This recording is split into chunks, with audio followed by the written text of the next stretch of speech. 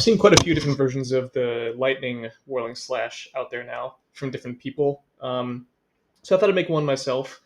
Uh, this is pretty similar to my last fire whirlwind build because it's using the war banner still.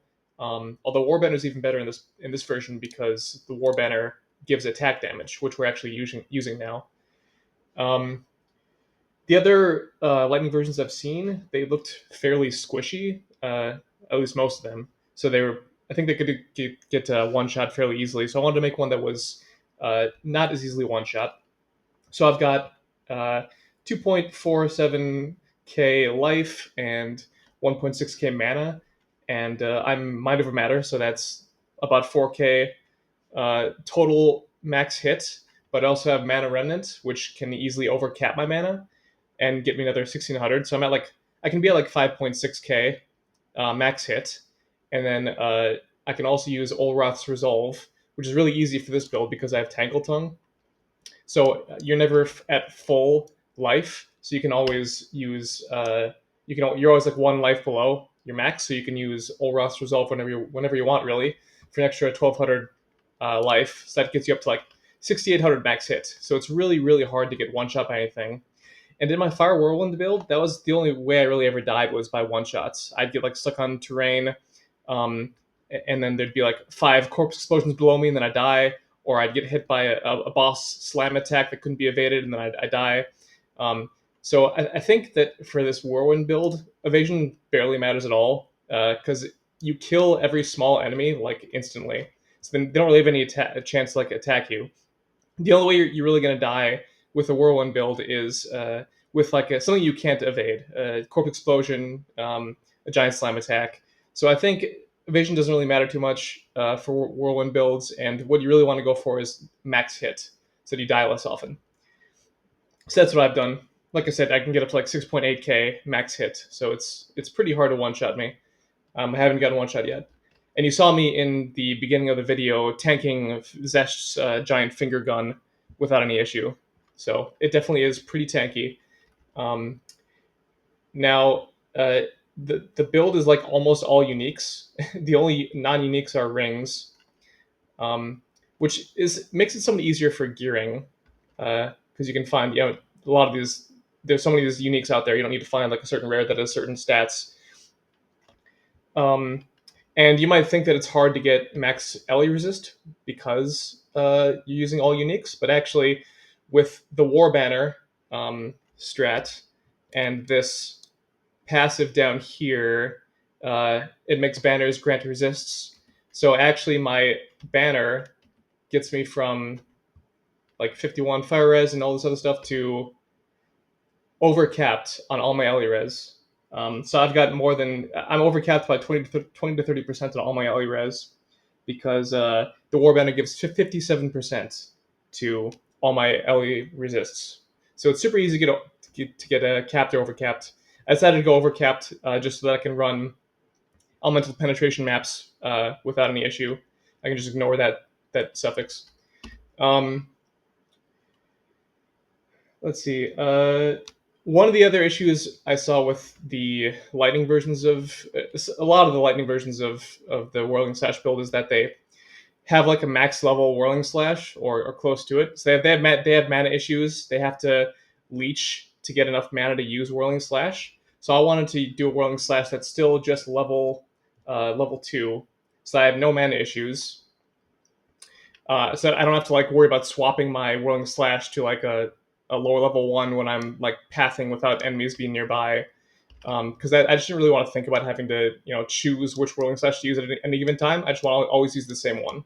So this level 2 whirling slash, I got the damage up to be enough that it's still, as you can see, it clears just fine. Um, uh, and the boss damage is fine too. I mean, I'm not really using the whirling slash for boss damage. It's just the primal strikes and the rapid assault. But yeah, that was one thing I wanted to avoid with like that the other lightning builds were doing was having I wanted to have a low level whirling slash, so I didn't have to worry about swapping my whirling slash. Also, I have absolutely no gear swaps anymore because I just always wear the Wake of Destruction boots. So you saw in the beginning, I just opened up the map and just put down my Whirlwind Lance and just went. no prep at all, which is nice.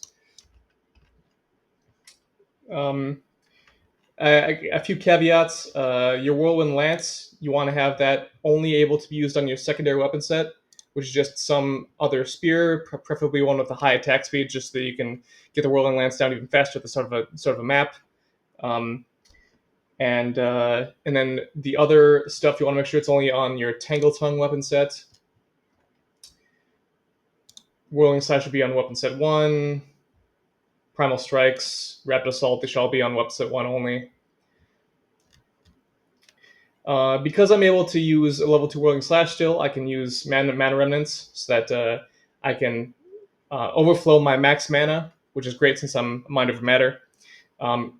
If you actually look at my mana in the Zesht fight, I was actually overcapping my mana even in that Zesht fight, because with Mana Remnants, you get remnants just from critting an enemy that has an ailment on them. So since the boss has shock on them, and I keep critting them because I have a 100% crit chance with Whirling Slash, I get enough remnants that I can actually keep increasing my mana and overcapping it as the boss fight goes on. This build does less damage than my Fire Whirlwind version. So and also it's no longer like a damaging aura. So I got kind of used to just being able to like pick up loot with my Fire Whirlwind version, just picking up loot while the enemies rush me and they die while they're coming like approaching me. But I can't do that anymore. Since this isn't a damaging aura, you actually have to attack them, which isn't a big deal. It's just something I got used to with the Fire version. It doesn't, but this version just doesn't have any elevation issues, which the other one did. The Fire version did. You could enemies that are like higher or lower than you, doesn't matter. You still hit them with your slash in this version, so it's totally fine. You don't have to do any item swaps at all, and no prep. So maps like Step that could be annoying before, where you get rushed by enemies at the very beginning, and you wouldn't have much time to get your ignited ground down. That's not an issue anymore. And the Copper Citadel, where you fight that boss that has 2 stages, it was really annoying because you'd like the second stage you get teleported to a new zone and you'd lose your Fire Whirlwind, which made that fight super super hard as Incinerate version. So that is fixed by this version.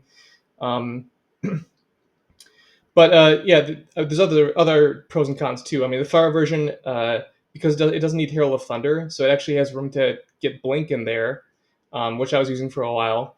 If you get AoE size big enough on your Fire version, you can so that you don't blink outside of your Whirlwind, you can use Blink on there, which is really helpful for if you get stuck on terrain, you can just blink past the terrain. You can go around cliffs by just blinking past them. So there are pros and cons to the Fire versus Lightning. I think the Lightning version might be a bit better right now, but I couldn't say that for sure because, like I said, I really like being able to use Blink on the Fire version, which I can't do on the Lightning version, and still use Estramentus anyway. And Estramentus is really really good for this build.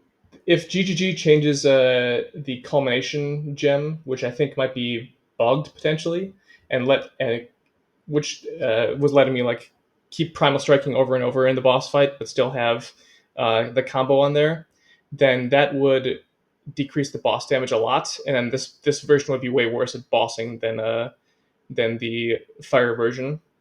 I am at with my War Banner up. I have 10.2 attacks per second, which is crazy fast.